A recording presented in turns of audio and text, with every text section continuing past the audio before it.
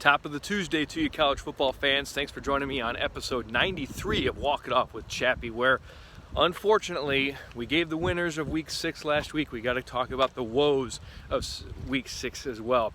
We're going to start in the Big 12. I think the most obvious one, Oklahoma. Man, oh man.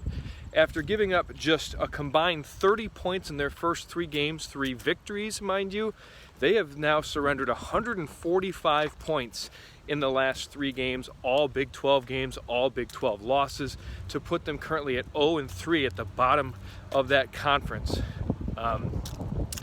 With Brent Venables in charge, it kind of baffles me, especially with the athletes that they have. I don't think it's a Venables thing. I don't think it's a Lincoln Riley being gone thing or the people that transferred out. They still have talent there, but right now I think that they're just they got knocked off their feet, and as they continue to try to get up, it's just one after one, another bus keeps running by and knocking them back over again. So hopefully for Sooner fans, they get that cleaned up very soon. Moving on to the ACC, Virginia. I mean, you talk about woes on defense. Let's go to the other side. The Virginia Cavaliers have scored only 107 points all year, and that currently is 3rd lowest in the Power 5, with Colorado at 67 being the worst scoring offense, Iowa at 88 points total being number 2.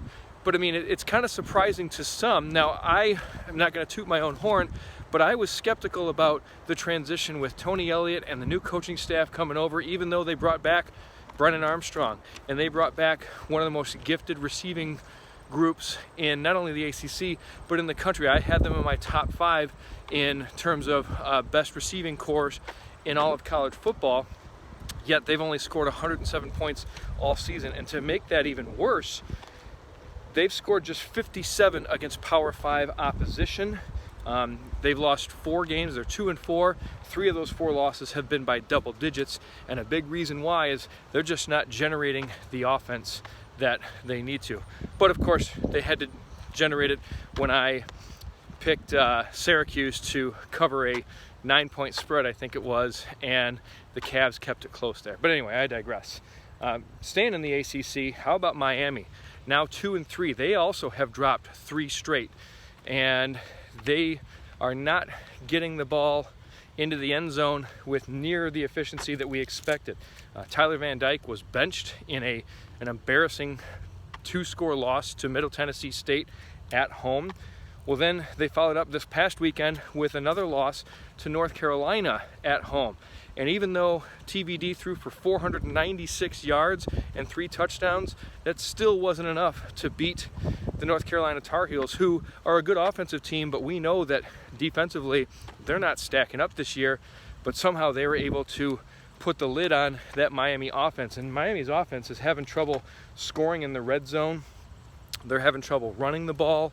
So while they're putting up great amounts of yardage through the air at times with Tyler Van Dyke, when it comes to crunch time, and we saw it in the Texas A&M game, we saw it again in the North Carolina game, that they're just not efficient in that red zone. That's got to get fixed. But then you look on the Big Ten. Let's go to the Big Ten. So Michigan State, clearly some struggles there.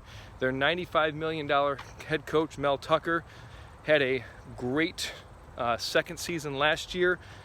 Even got off in the COVID season in 2020 to a pretty good start, beating their rival Michigan, beating a ranked Northwestern team at the time. And then they come back last year. They rattle off 12 wins. And a lot of people said, well, it must be the transfer portal. Well, he hit the transfer portal really well this year also. And so you would think that they would have built up depth, but with some injuries that they've had, especially on the defense in the secondary, that depth is not showing.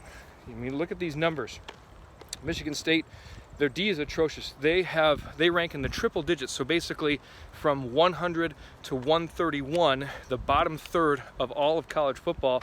Defensively, they are in that category in third down defense, interceptions, pass efficiency defense, and yards allowed. And we're talking really, they're like in the bottom 10 out of 131 in many of those categories. But then you look on the offensive side, They are in triple digits in rush offense and also yards per completion. So Peyton Thorne is not hitting up on big chunk plays like they wanted him to. And the running backs, the what we thought was a loaded running back room with transfers Jalen Berger and Jarek Broussard coming in, teaming that with Elijah Collins and Simmons from last year, one of their top rushers beyond Kenneth Walker. It's just not getting done. And I know Jaden Reed's been a little bit hurt, and I know that they lost Jalen Naylor, but with Keon Coleman, with Trey Mosley, with Jeremy Bernard, a pretty good freshman, and with a bevy of tight ends, including Daniel Barker from Illinois, that offense has got to be looking better than what they've been showing so far. Sparty has dropped 4 straight after starting off 2-0, dusting off mid-level MAC teams, Western Michigan, and then lower MAC team Akron. Things are not looking good for the prospects of the rest of the season in East Lansing right now.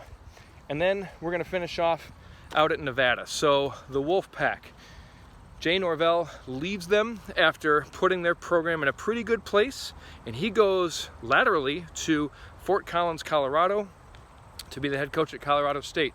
Well, Nevada welcomed in Coach Norvell and the CSU Rams into Mackey Stadium last Friday night, and they lost 17-14 without giving up an offensive touchdown.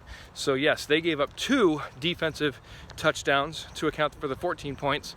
And then with the game tied at the end, Colorado State missed a 48-yard field goal, but Nevada ran into the kicker.